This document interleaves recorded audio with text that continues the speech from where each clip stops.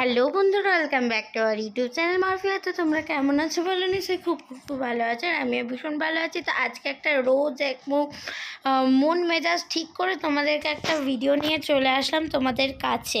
তো এই ভিডিওটা কি স্পেশালি বলো তো, আজকে হচ্ছে আমার বার্থডে, মানে আমার বার্থডের দিনে এই ব্লগটা শ্যুট করা হয়েছে। বাট আমার কিন্তু ব্লগটা এডিট করে দিতে তোমাদেরকে তো অনেকটাই দেরি হয়ে গেছে। বাট আমি তাও তোমাদেরকে দিচ্ছি যে আমি আমার বার্থডের দিন কি কি করেছি সেটাই তোমাদেরকে শেয়ার করব। অ্যান্ড আমি আমার বার্থডেতে কি কি গ্রহণ করেছি, মানে আমি কি কি নিয়েছি বাবা মায়ের কাছ থেকে, সেটাই তোমাদের কাছে শেয়ার করব। তো এখানে ফার্স্ট আমি মিষ্টি নিতে চলে এসেছি। তাহলে বোঝো যে আমি বার্থডে গার্ল, আমি মিষ্টি নিতে এসেছি। তো কিছুই না, আমি আমার বার্থডে গিফটটা নিতে এসেছিলাম। তো সেই কারণে বাবা বললো আগে চল মিষ্টিটা কিনে আনি। তো সেই কারণে আমি মিষ্টি নিতেই চলে এসেছি, আর একদম অল্প কিছু মিষ্টি নিয়েছি। আর প্রথমে দই আর রসমালাই নিয়েছে। আর বাড়িতে যেহেতু শুকনো মিষ্টি রাখা আছে, আর আমি বেশি শুকনো মিষ্টি খেতে পছন্দ করেছি, তাই আগের দিন মাই শুকনো মিষ্টি নিয়ে গিয়েছিল। তো এখানে আমি রসমালাই, রসগোল্লা আর দই নিয়ে চলে আসছি বাড়ি। তো গলির সামনে এসে আমি আর বাবা গল্প করতে আস্তে আস্তে দেখছি যে মা চলে এসেছে। তো মাকে এখানে দাঁড় করিয়ে আমি চলে গেলাম ওপরে। আর জন্মদিনের দিন মুডটা কেমন যেন একটু অন্যরকমই ফিলিংস থাকে মনে।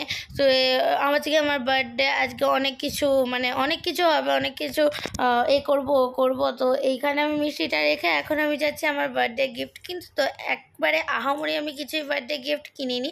তো নিচে এসেই দেখছি যে ভাই আবার গাড়ি চালাচ্ছে, গাড়িতে বসে একটু ভুম ভুম ভুম ভুম করছে। তো বাচ্চাদের এই কাজ। তো মা এসে আবার দেখলো যে তাজা তাজা পেঁপে, কুমড়ো এগুলো আছে।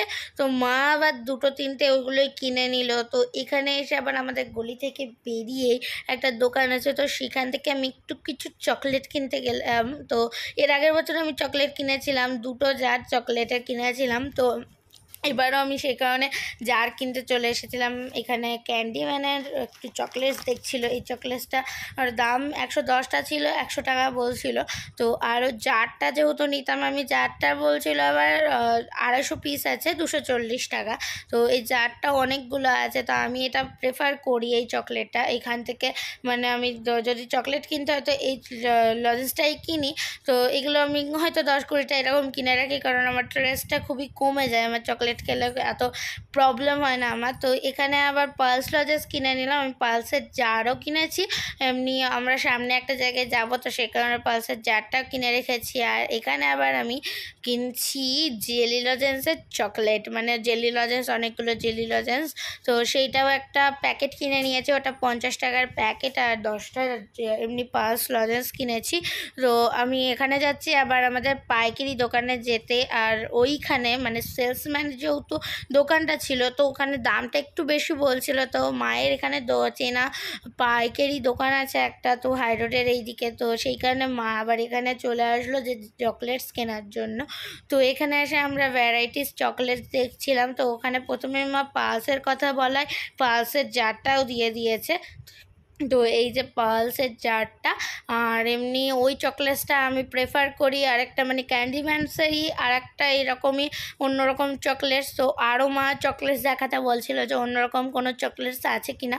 তো মায়ের হাতে যে এই চকলেটসটা দেখতে পাচ্ছ, পালসের পাশে যে চকলেটস লজেন্সটা আছে, তো ওই লজেন্সটা আমি এর আগের বছরও নিয়েছিলাম এইখান থেকে। আর পালসটা এর আগের বছর নিইনি, ক্যান্ডিম্যানটা এর আগের বছর নিয়েছিলাম আমার জন্মদিনে। তো এবছর ওই পালস আর ওই আগের বছরে যেটা নিয়েছিলাম সেটাই নিয়েছি। আর এখানে কিছু খই দেখা হচ্ছিলো, কারণ আমি দই খই খেতে ভীষণ ভালোবাসি। আমার যদি কিছু অন্য সময় আমার দই খই দিয়ে দেওয়া যায়, আমি দই খই খেয়ে নিই।